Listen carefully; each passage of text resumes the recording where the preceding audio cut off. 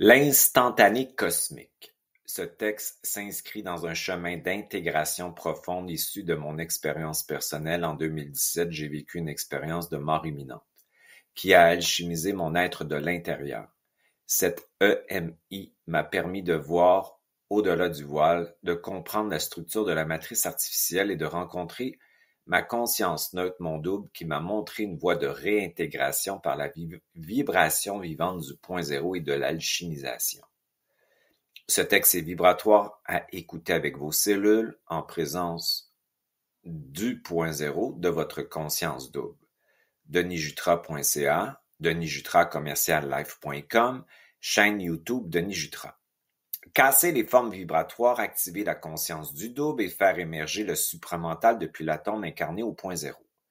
L'homme croit être un fil, une ligne droite entre une origine et une fin. Il se vit comme une narration, un récit qui s'étire dans le temps, une séquence logique dont il serait à la fois le personnage, le narrateur et le témoin.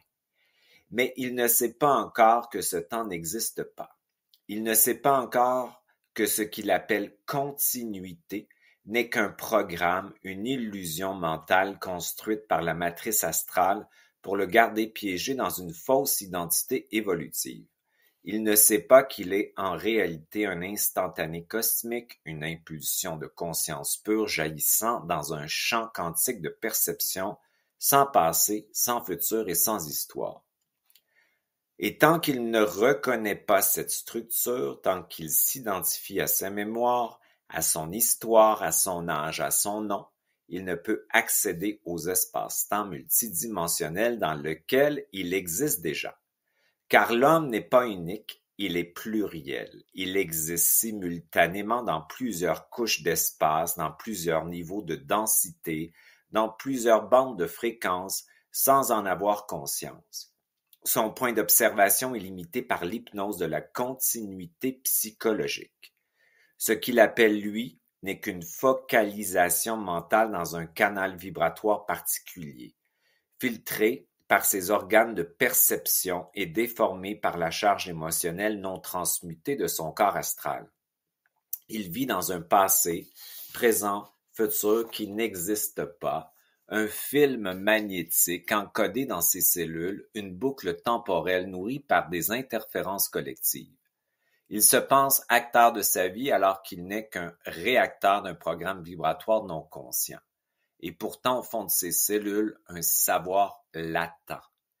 Il est une étincelle d'intelligence incarnée, un flash vibrant projeté dans l'éther, un point de conscience qui peut à tout moment muter, changer de densité, changer de plan, changer de réalité.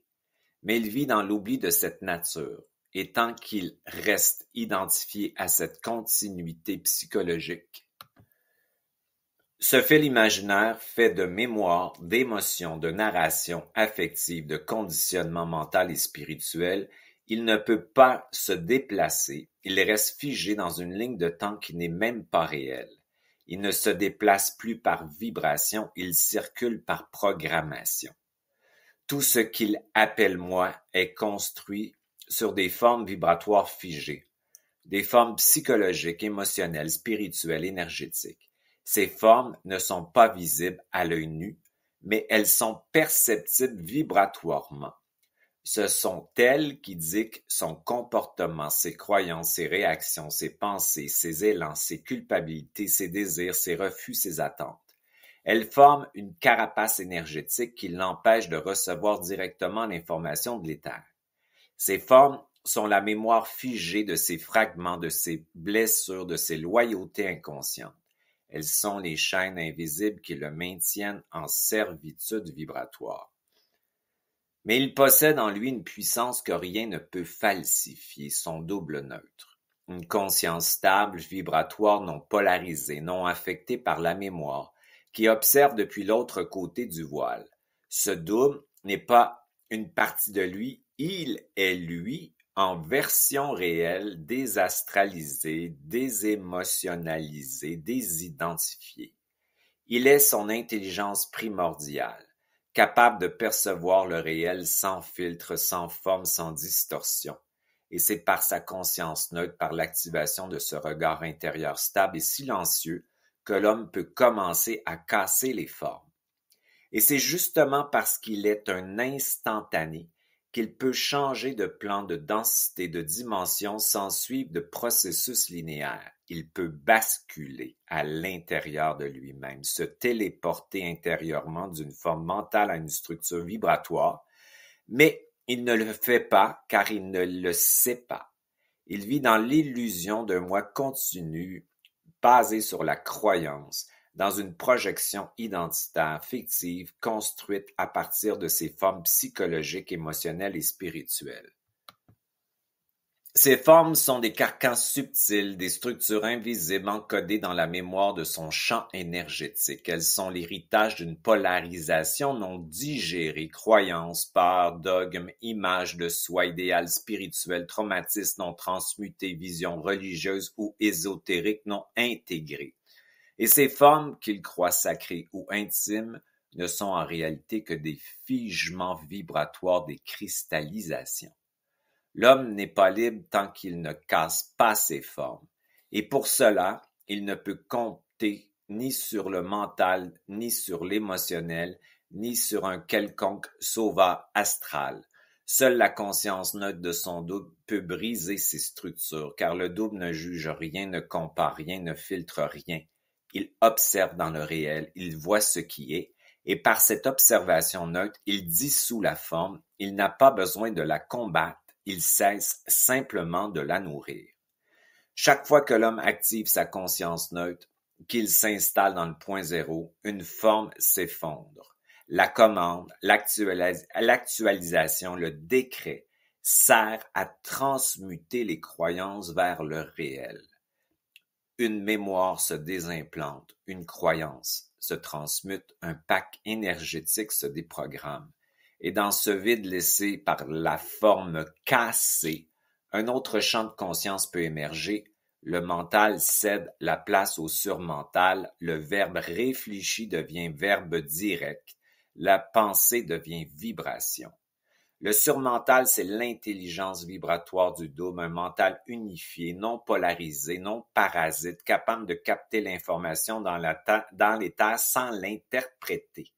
Il est le pont, l'interface vers le supramental, la passerelle stable qui permet à l'esprit de descendre dans la cellule sans être diffracté. Descendre veut dire émerger dans la cellule. Et plus le double agit, plus le champ mental s'efface, plus l'esprit peut infuser. Alors le supramental commence à émerger dans la biologie, non pas comme une lumière descendante, mais comme une vibration atomique interne, centrale, réelle, émergente. L'homme devient un point stable de l'univers. Il ne pense plus, il vibre, il ne croit plus, il sait. Il ne cherche plus, il sait qu'il est. Car ce n'est pas en luttant contre ses blessures, ni en guérissant ses émotions, ni en spiritualisant ses traumas qu'il deviendra libre.